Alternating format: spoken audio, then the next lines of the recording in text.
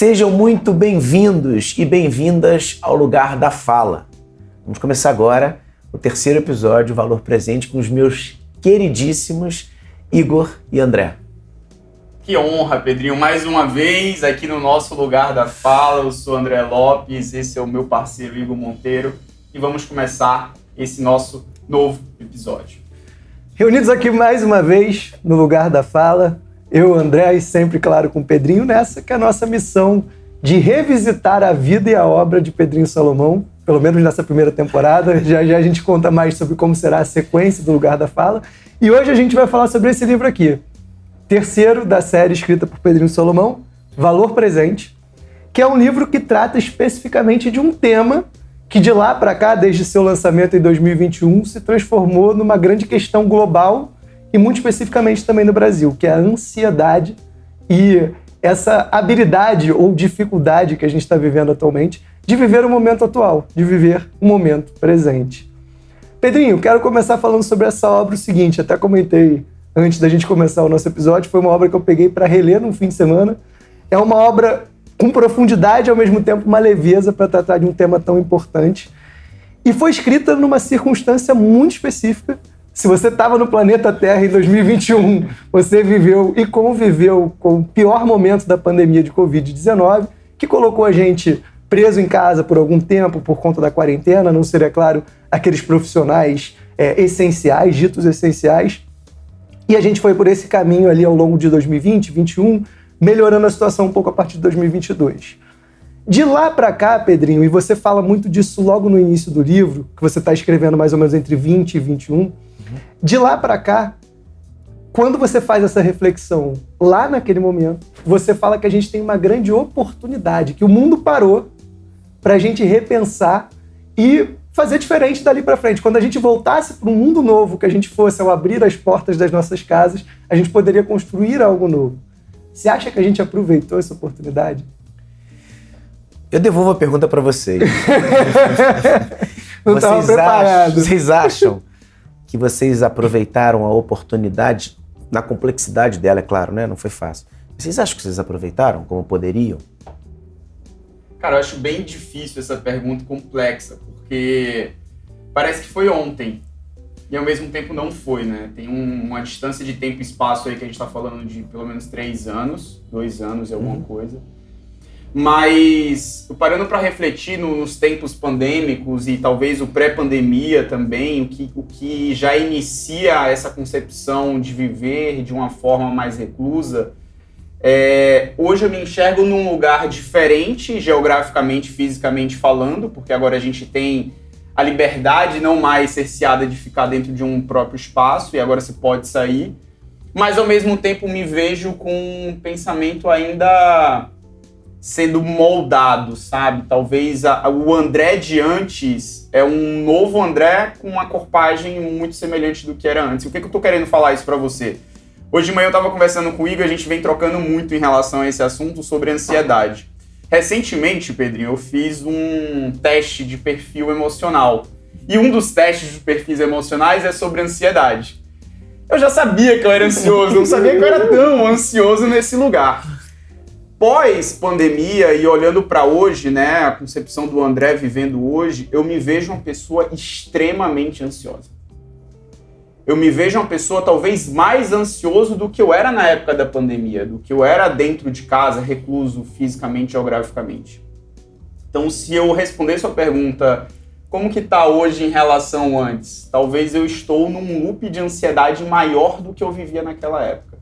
Se é por questões de informações, de novos conhecimentos, de novas modalidades de trabalho, talvez. Mas talvez também por um lugar de... Porém, com pesos e contrapesos, de alguma forma te moldando. Sim. Consciente. Já ajuda. Uma nova perspectiva. Muito, uma nova perspectiva. Real. Talvez seja melhor você ter a consciência de uma ansiedade ou de um comportamento ansioso mais potente do que não ter a consciência de um comportamento ansioso, talvez que não seja tão potente. Talvez seja pior para você ter um nível de ansiedade baixo sem consciência do que ter uma ansiedade alta com consciência, estabelecendo pesos e contrapesos. Perfeito. E eu vou muito nessa onda, porque assim como o André, eu me sinto mais ansioso, mas eu acho também que eu me percebi mais ansioso. há pouco tempo atrás, a gente estava falando disso no início também, eu procurei ajuda de psicólogo, terapia e tal. E uma constatação que a gente teve ao longo do tratamento foi justamente essa. Eu sempre fui ansioso, mas agora eu tenho mais noção da minha ansiedade, do que ela me impede de fazer, da onde ela nasce, como é que ela se alimenta, onde ela vive. E a partir dessa perspectiva, eu consigo lidar melhor com ela. Então, olhando para a sua pergunta, né, essa devolução que você fez para mim e para o André. Primeiro ponto de tudo, eu levei para um lugar melhor. Acho que a grande diferença do Igor que entra na pandemia em 2020 para o Igor que agora em 2023 está aqui trabalhando com comunicação, e a gente falou disso em alguns dos episódios, é ouvir mais meu coração. Sempre quis ocupar esse lugar de um comunicador, e o meu primeiro podcast nasceu em 2021. Então tem uma coisa que poderia empurrar esse meu sonho. Então nesse quesito foi muito positivo. E no segundo eu me descobri. Eu me conheço muito melhor, sei de onde vem a questão da ansiedade e outras questões pessoais, com as quais eu tenho que conviver, claramente, dentro das possibilidades de melhorar e lidar com a vida da melhor forma possível. Então, eu particularmente acredito que eu levei da melhor forma possível, com arranhões, com feridas, passei por ela e me sinto melhor do que antes do início da pandemia. Essa é uma pergunta que é feita para vocês. Eu só coloquei aqui nos meninos a resposta porque talvez seja a base do começo desse nosso episódio para falar sobre esse tema. Porque essa oportunidade que a gente teve, o Valor Presente é um livro que foi escrito, praticamente toda a concepção dele, pré-pandemia. O livro já estava pronto. Ele seria lançado, o objetivo é que ele fosse lançado no começo do ano, em março de 2020. Só que o Líderes, o livro que a gente fez um episódio aqui anterior, foi finalista do Prêmio Jabuti e a editora falou, olha, vamos dar mais vida para esse livro, vamos jogar um pouquinho para frente. E aí vocês imaginem que cai no meu colo uma pandemia com um livro ou com uma argumentação, com um pensamento organizado para falar sobre o tempo. E aí a sublimação do tempo, essa elevação global, universal, cósmica, né, de uma paralisação, óbvio que para mim virou mais um laboratório, ou o melhor laboratório possível para poder escrever esse livro. Então, vale a pena fazer esse breve parênteses aqui para dizer que o Valor Presente tinha sido escrito, ele foi adaptado, reescrito durante a pandemia. E por que eu devolvi essa pergunta para os meninos e devolvo ela para vocês que estão assistindo a gente aqui nesse episódio? Porque a consciência talvez seja o principal legado. O prefacista desse livro, o genial Leandro Carnal, fala o que o Igor, em outras palavras, falou. Pandemias, catástrofes, eventos universais e globais, mais do que criarem novos comportamentos, servem para acelerar comportamentos que já tinham sido iniciados. A nossa percepção quanto a uma vida hiperconectada, acelerada, ansiosa, fez com que todos nós já tivéssemos essa semente plantada. O que a gente vai fazer? Como é que a gente vai reorganizar o nosso tempo? Por isso que eu digo no livro, eu costumo dizer em algumas palestras, em algumas apresentações, que a pandemia talvez tenha sido uma resposta ao nosso desejo interno coletivo. Para o mundo que eu quero descer. Quantas vezes a gente não falou isso? Os anjos no céu disseram amém e o mundo literalmente parou. E o que a gente fez com esse desejo atendido? Ficamos todos morrendo de medo de descer desse mundo pausado. Porque nos acostumamos a termos a pressa como alicerce, bengala, para nós nos desumanizarmos, não termos tempo para sermos pessoas melhores. A pressa é inimiga da perfeição, já sabemos, mas a pressa é sobretudo inimiga da humanização. Não dá para ser um ser humano melhor abduzido pela pressa. E de novo, citando Leandro Carnal, o prefacista desse livro, uma das coisas mais bonitas que ele traz depois de ler a obra é de que a pressa em algum momento da vida lhe pareceu um nobre, um artigo necessário para habitar esses tempos atuais, quando na verdade é um traço de caráter, é um traço de construção de um arquétipo indesejado. Ou seja, o objetivo desse episódio, desse livro, talvez seja fazer com que nós todos fiquemos um pouco livres dessa pressa. Mas que a pressa não é curada com a calmaria, com anos sabáticos, com tempos prolongados de reflexão. Não. A pressa precisa ser substituída pela velocidade. A velocidade é a arte de fazer o tempo sobrar. A pressa, a capacidade de fazer o tempo faltar. Pedrinho, eu queria continuar com esse pensamento em questionamentos e faço uma pergunta para o público, você está tendo um dia bom? E se eu te perguntasse, e amanhã, você gostaria de ter um dia bom? E se a outra pergunta fosse, por que você gostaria de ter um dia bom? Talvez a pergunta sobre você gostaria de ter um dia bom amanhã seja unânime a resposta de sim, claro, eu desejo ter um dia bom. E aí eu queria abrir aqui o livro do Valor Presente, porque logo no início, pós a introdução do Pedrinho, ele traz uma frase que eu vou ler aqui para vocês, para a gente começar a mergulhar nesse pensamento. A gente se comove facilmente com a ideia de que alguém preveja o nosso futuro, mas pouco se sensibiliza com a oportunidade diária de viver o presente. Por que eu trouxe essa reflexão para o início aqui, para vocês se questionarem e refletirem? Porque pouco a gente vem falando sobre o dia de hoje. Muitas vezes a gente se preocupa com o dia de amanhã, com a felicidade do próximo, com a felicidade futura, e pouco a gente vem retratando sobre a questão do presente. Com isso, Pedrinho, eu queria te trazer esse questionamento para a gente começar a divagar aqui em relação a esse pensamento sobre como que a gente consegue, de fato, olhar para o nosso dia e ter a consciência que ele é um dia bom. Você usou na lida e depois na reflexão a palavra preocupação, pré-ocupação. A gente tem se preocupado com o que a gente vai se ocupar lá na frente e a gente tem esquecido dessa ocupação atual. Existem dois elementos, dois pensamentos, dois polos que têm de alguma forma freado a nossa capacidade de estarmos conectados com o que está acontecendo. O primeiro polo é o apego irrestrito ao passado. Não é incomum a gente estar conversando com alguém saudoso, dizendo que em tempos idos a vida era melhor, as relações humanas eram melhores, os ritos, a ritualística era melhor, sem perceber que o excesso de passado nada mais é do que o remorso. O remorso, o ressentimento, é aquele nutriente indesejado que te abastece por toda uma vida. O único sentimento que vai com você para o túmulo é o ressentimento. A paixão passa, o amor passa, o tesão passa, até a saúde passa. Mas o ressentimento não. O ressentido, ele se alimenta, ele não quer mudar a situação para continuar a ter do que reclamar. Luiz Felipe Pondé, na Era do Ressentimento, fala sobre isso. Daqui a algumas gerações não seremos lembrados como tecnológicos, né, como hábeis pela informação. Seremos um bando de ressentidos que fez pouca coisa para construir um mundo melhor. Claro que Pondé tem um radicalismo, né, uma veia muito objetiva nessa síntese, quase que pessimista da humanidade, niilista, mas vale como reflexão a gente pensar dessa forma. O primeiro entrave é o remorso, o ressentimento. O segundo entrave é o tema quase que explícito do livro, a ansiedade. A ansiedade nada mais é do que o excesso de futuro. É óbvio que é desejado a gente se preocupar com o futuro, o que a gente está construindo, quais são os nossos atos, causa, consequência, para onde vamos, mas o excesso de futuro justifica essa ansiedade crônica. Então sobra para a gente, como o nome diz, um presente ou presente. O que a gente faz com esse tempo que está acontecendo no aqui e no agora? A gente volta a um dos temas centrais de todos, talvez a interseção de todos os meus pensamentos, que a gente falou aqui no primeiro episódio. A felicidade é ordinária. As coisas que estão na ordem do dia são aquelas coisas que vão se repetir quase que sempre na sua vida. Se você não tiver encantamento pelo café que você coa de manhã e todos os dias você coa café, você está perdendo um elemento de felicidade, de conexão com o presente. Se você precisa acordar o seu filho para ir para a escola, é o meu caso, eu preciso acordar o Bento para ir para a escola, ele estuda de manhã.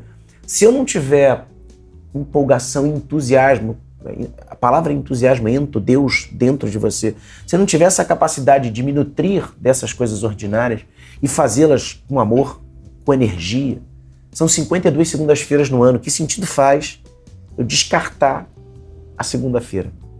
Se eu tenho 52... Nelson Rodrigues dizia, né, o sábado é uma ilusão. De que adianta eu projetar só para 52 sábados a minha alegria? É claro que isso parece, né, um discurso de autoajuda que vai fazer com que todos nós nos conectemos com o momento passado, presente, desculpa, mas a gente corre para abrir um horóscopo, né? Se tem um amigo que lê mapa astral, a gente cai, né, nessa quase que nessa... objetivo, esse objetivo desejo de saber o que vai acontecer no futuro, quando a gente sabe que é impossível prever o futuro, mas a gente ainda pega esses amuletos, a gente amarra, né, a fitinha do Senhor do Bonfim, a gente carrega os nossos penduricados. Somos místicos, mas esquecemos de sermos presentes, de sermos reais. Então, essa conexão com o momento presente, ela é um exercício. Ela é uma capacidade que a gente desenvolve de enxergar valor naquilo que está na ordem do dia, naquelas coisas que são óbvias, que terão que ser feitas. E não importa onde você está, se você é presidente da empresa, ou se você, né, é um catador de latinha, se você está fazendo uma função repetitiva, ou se você está numa função criativa, dá um bom dia pro porteiro, você vai ter que dar.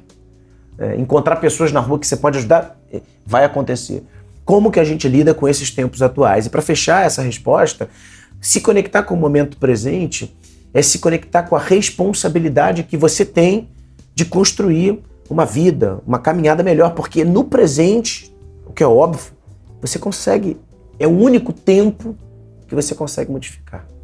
A única coisa, a única gerência que você tem sobre o futuro é óbvio que você não tem, sobre o passado você já não tem. O único momento que você tem de protagonizar, de se responsabilizar, é no aqui e no agora. Não tem como fugir disso. Pedrinho, eu quero fazer um elo entre os dois livros, o que a gente trouxe nos últimos episódios e o que a gente traz agora. E mais de um, até eu diria. Primeiro elo, e a gente falou disso antes da gente começar a gravar. Eu tenho a visão, e aí é minha visão como leitor de Valor Presente, que ele inaugura um novo momento do Pedrinho autor.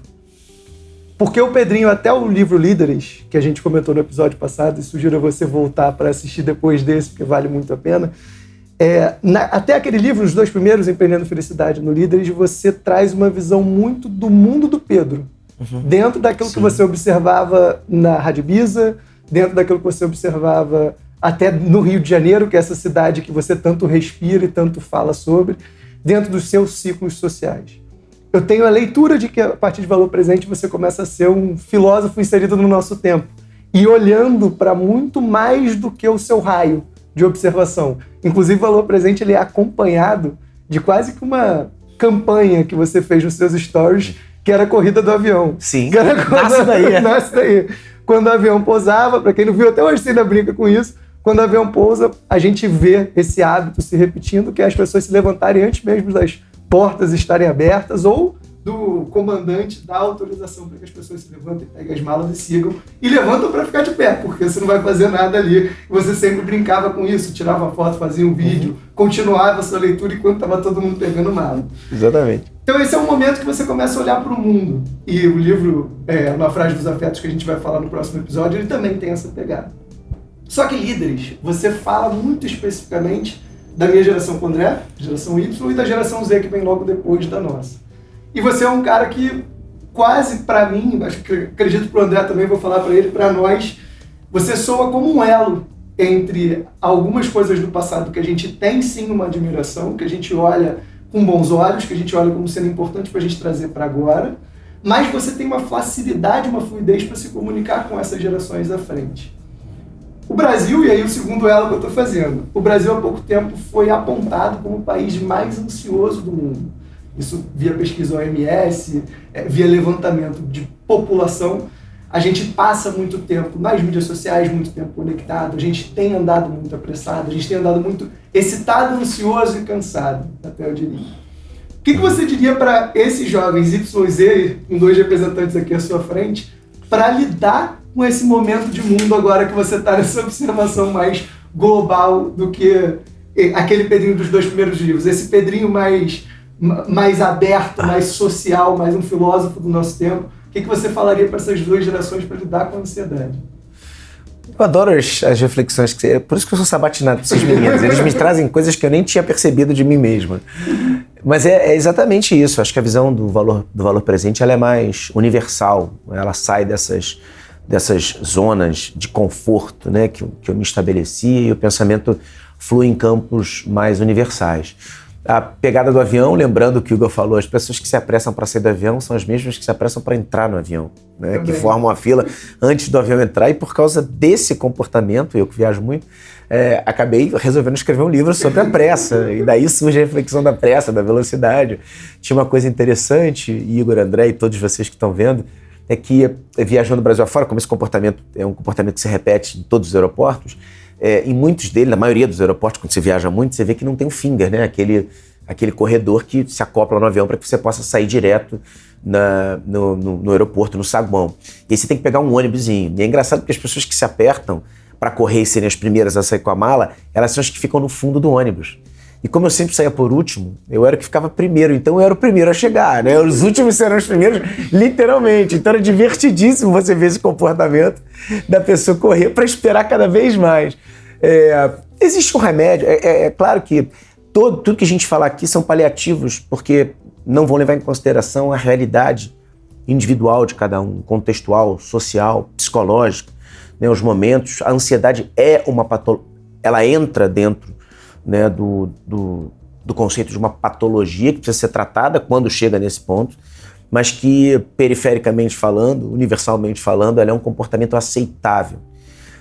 A primeira reflexão que a gente precisa fazer para sair dessa dinâmica é entender que a nossa busca maior na humanidade foi de criar tecnologias capazes de fazer a nossa vida ser melhor.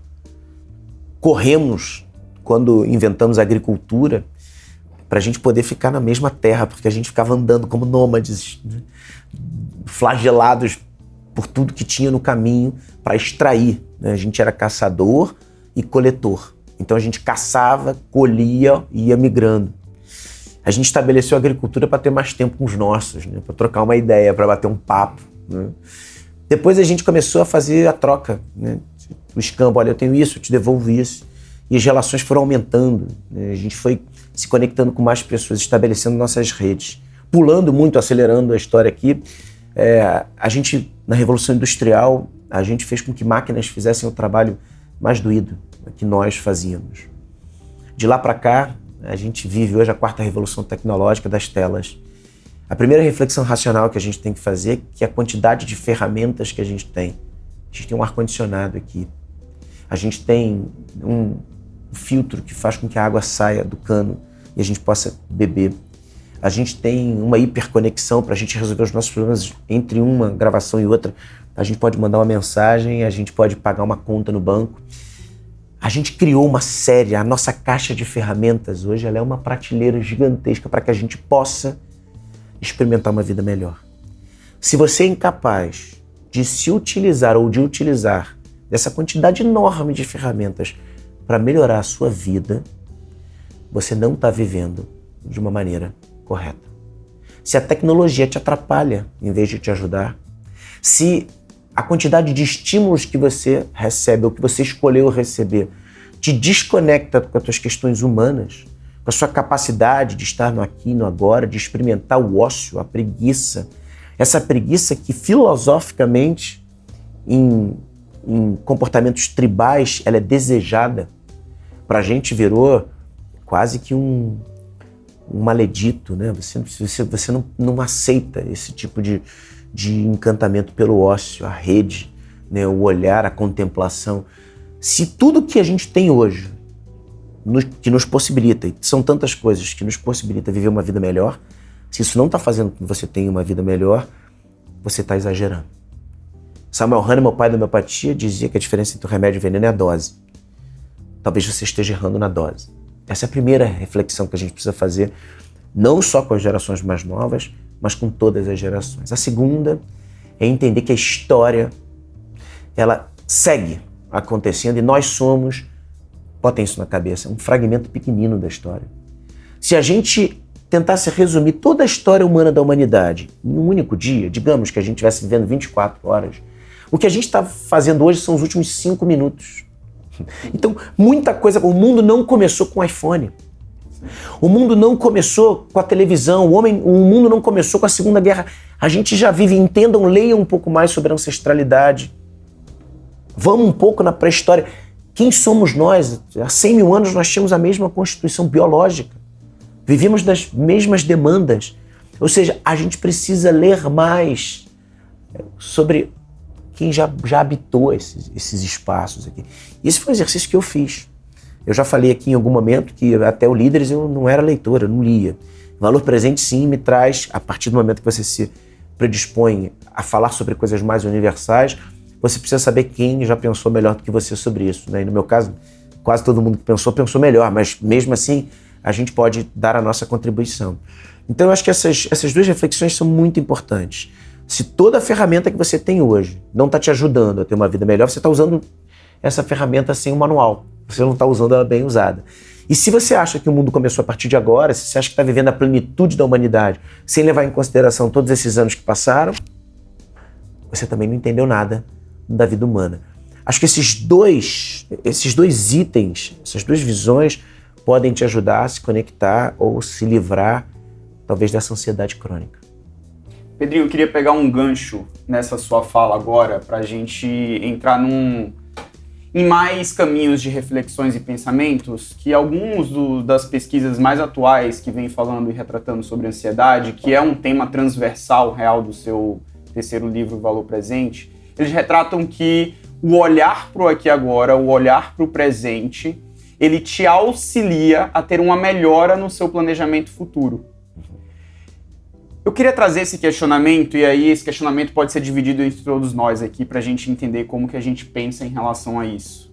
Como que você acredita que conciliar o hoje, olhar para o hoje, ter ações práticas no hoje, vai te auxiliar nesse cuidado que você vai ter com o seu futuro? A sua pergunta, ela é filosófica, porque quando a gente fala de hoje, a gente fala de muita coisa. Esse hoje pode ser o dia de hoje, esse hoje pode ser a era que a gente está vivendo, esse hoje pode ser a responsabilidade que a gente tem sobre o coletivo que a gente habita. Isso tudo pode ser resumido num hoje amplo, numa amplitude dessa definição de hoje. Eu vou ficar com hoje do tempo mais presente, para a gente ficar no tema aqui, esse dia que a gente está gravando. Albert Camus fala em um dos livros mais interessantes, aliás, Camus foi um dos autores do Ordinário. Ele traz no Estrangeiro, nessa obra belíssima que vale a pena ser lida, uma reflexão interessante que quando o personagem principal passa na prisão, ele diz que quem viveu um dia com uma intensidade real consegue ter lembrança para toda uma vida. Então ele passa um tempo, né? A ideia do livro é que o tempo que ele passa na prisão pode ser alimentado pelas lembranças de um dia ordinário. Você pode passar o resto da sua vida lembrando de um único dia. Essa reflexão de Camus, essa reflexão do Estrangeiro, pode ser emprestada para os dias atuais. Se você experimenta ter um dia hiperconectado, não com as telas, com a tecnologia, mas com o seu eu, como o Igor falou, com a sua melhor versão, quando você de fato deseja exercer a sua melhor versão, parece óbvio, mas não é. A gente nunca entrega a nossa melhor versão. A gente entrega uma parte pequena. Eu entrego muitas vezes a miséria que eu tenho dentro de mim para você, você obviamente devolve a sua miséria. De uma relação miserável não brota nada. Não tem como brotar nada. Ao contrário, quando você experimenta se entregar para uma experiência, pode ser uma experiência ruim, pode ser uma experiência dolorosa, pode ser uma experiência salvadora, pode ser uma experiência entusiástica. Quando você resolve fazer isso, entregando o seu melhor, a sua presença, você de fato faz com que esse dia seja memorável. Memorável no sentido da palavra. Aquilo não sai da sua memória. Dá pra gente se conectar nesse tipo de experiência. E eu vou te contar uma aqui que eu acho que pode abastecer a nossa ideia de forma mais prática. A finitude é talvez o ponto final dessa reflexão. Eu poderia dizer que uma das formas da gente se conectar com o momento presente é sabermos todos que somos finitos. Se estamos indo embora, teoricamente, cada dia que você passa é menos um dia que você tem. Como é que você faz, né, com essa contagem regressiva? Como que você aproveita essa contagem regressiva? A finitude virou um enigma para todos nós. Falar da morte, ver alguém morrendo, né, é quase que proibido para uma criança. Meu filho, por exemplo, de 9 anos. E a minha tia-avó, uma das pessoas mais importantes da minha vida, eu tenho 2 gêmeas, irmãs da minha avó, a tia Monira e a tia Olga. A tia Monira nos deixou tem um pouco mais de um mês. E a vida dela, com 94 anos, elas fariam 94 anos, tia Olga faz agora, dia 17 de julho, elas fariam, ela com 93 anos viveu uma vida ao lado dos sobrinhos, netos, viveu para a família, foi síndica do prédio durante 30 anos, uma mulher à frente do seu tempo, extremamente atuante, combativa, briguenta, ou seja, experimentou os afetos que podia, me ajudou, pagou minha faculdade, pagou meu ensino quando eu não tinha nada. Quando meu pai perdeu o apartamento, me deu onde morar. Então vocês entendam a magnitude, vocês todos aqui que estão assistindo, a importância dessa tia. Quando essa tia foi ficando mais velha, mais idosa, ela foi perdendo os movimentos, foi perdendo a consciência. E eu fiz questão de fazer com que os meus filhos presenciassem esse momento de finitude belo, que é o desejado de todo mundo, né? Você vai deixando de existir, né, diante da sua idade, da longevidade. Outra certeza que a gente tem a partir de agora, viveremos muito tempo. E aí eu fui participando do meu filho de toda essa história, até que um dia, assistindo um jogo de futebol com ele, o que é sagrado pra gente, a gente adora ver jogo junto, um Flamengo e Vasco. O Flamengo, no intervalo do tempo, a cuidadora da minha tia liga e fala, olha, ela não está respirando muito bem, a gente deu uma orientação do que tinha que fazer, mas naquele momento me deu vontade de vê-la. O que seria estranho no meio de um jogo de futebol. Eu falei pro Bento, eu tô indo lá ver a tia Munira. Ele falou, papai, mas não dá para esperar o jogo acabar? Eu falei, papai, tá com vontade de ir agora, filho. Tá bom. Eu falei, ela não tá respirando muito bem. Ele falou, papai, ela vai morrer? Eu falei, olha, filho, eu acho que agora não, mas um dia isso vai acontecer. Eu tô indo escovar o dente, botar roupa, era um dia de churrasco e tal. Tava na casa da minha irmã e ele entra no banheiro e fala, papai, eu já rezei pela tia Munira. Eu falei, que bom. Você rezou pra ela ficar bem? Ele falou assim, não, papai, eu rezei pra ela não sentir dor. Eu fui visitar minha tia. Quando eu cheguei em casa, minha irmã, por acaso, resolveu visitá-la também. Minha outra irmã foi comigo, o que nunca acontece, a gente se dividia os três. Quando a gente chega, dá a mão pra minha tia, ela desfalece no meu colo. Eu peguei ela na cadeira, fui levar ela pro quarto, para que a outra irmã não visse e ela faleceu. Naquele momento a gente começa a organizar a reza por ela, entendemos que a finitude tinha chegado e o Bento e a minha esposa me liga, Marília, e fala, e aí, como é que foi aí? Eu falo, infelizmente, a tia Munira morreu. E o Bento, escutando do outro lado, né, fora da linha, pergunta, mamãe, o que aconteceu? E ela fala, dá notícia e vem falar comigo. Papai, e aí, como é que tá? Eu falei, filho, a tia Munira morreu. Eu falei, mas as suas orações deram certo, porque ela não sentiu dor, papai deu a mão, ela morreu deitada na cama dela, comigo, com a tia Bélia, com a tia Gabi, todos nós de mão dada. Ele falou, papai, que bom, eu posso ir pra aí? Aí eu falei, pode, mas agora não vai adiantar, o papai tá resolvendo as questões burocráticas, amanhã eu entendo, se você quiser ir vai ser um prazer que você vá comigo. Eu falei, eu quero ir, papai. Claro que crianças, né, como sinceras que são, falam, mas eu posso faltar aula? Já pensou num benefício, né, direto ligado à história? Eu falei, pode, meu filho. Acabou que ele precisou de faltar aula e no dia seguinte, de fato, eu pedi para buscar ele, eu já tinha ido pro cemitério para resolver tudo, e ele chegou no cemitério. Aquele dia podia ser um dia triste, um dia a ser vencido, um dia a ser passado para frente, né, acelerado no forward, no fast forward, né, para ver se passava mais rápido. E ele foi vivido. E o meu filho chegou depois da escola. Quando ele chegou, a surpresa foi geral, todo mundo dizia, mas por que ele veio? Por que você trouxe ele, uma criança, para o cemitério e tal? E eu falei, se ele não entender que a finitude existe nessa situação, ele não vai entender mais nenhuma, porque não existe situação melhor para ele lidar com a finitude. E ele viu ela linda no caixão, embalsamada, né, com todos os tratamentos, com a roupa que a gente tinha escolhido. Ele adorou aquele momento, foi muito divertido, minha família é muito divertida, a gente se divertiu, contou um monte de história. E o mais legal é que no fim do dia, rezando de noite, antes de dormir, ele falou, papai, eu rezei pela tia Munira. Eu falei, que bom, filho. Ele falou, papai, queria dizer uma coisa, enterro é legal, né? A capacidade que a gente tem de trazer leveza, até para momentos difíceis, deveria ser o nosso horizonte. Deveria ser o nosso objetivo. Minha irmã fotografou uma cena muito bonita desse dia, que é a gente caminhando num carrinho, tipo um carrinho de golfe, que leva no caixão, e a gente tá rindo. E a minha irmã falou, você conseguiu trazer leveza até para um dia como esse. E me mandou uma mensagem no WhatsApp. Eu acabei que usei essa foto, inclusive, para palestra, para mostrar uma cena, e eu pergunto para as pessoas, esse dia é um dia bom? Todo mundo acha, legal, tem flores do lado, carrinho de golfe. E aí eu abro eu abro a tela, né, e aí mostra que tem um caixão do lado. Dá pra gente viver com intensidade, com plenitude, com observação, com contemplação, até momentos difíceis. Talvez esse seja um remédio, ou pelo menos um começo, né, de um anestésico benéfico para tempos difíceis. Então eu acho que dá pra gente lidar com a vida, com as contingências da vida, aceitando que a vida, por mais bonita que ela seja, ela vai ter dor. E por mais difícil que ela seja, ela vai ter amor. E a gente vai ter que lidar com essas contingências que são humanas. E é assim que terminamos esse nosso episódio, primeira parte de Valor Presente. Eu vou deixar mais uma reflexão para você. Tempo rei. Transformai as velhas formas do viver, já dizia Gilberto Gil. Até o próximo episódio de Valor Presente, aqui no Lugar da Fala.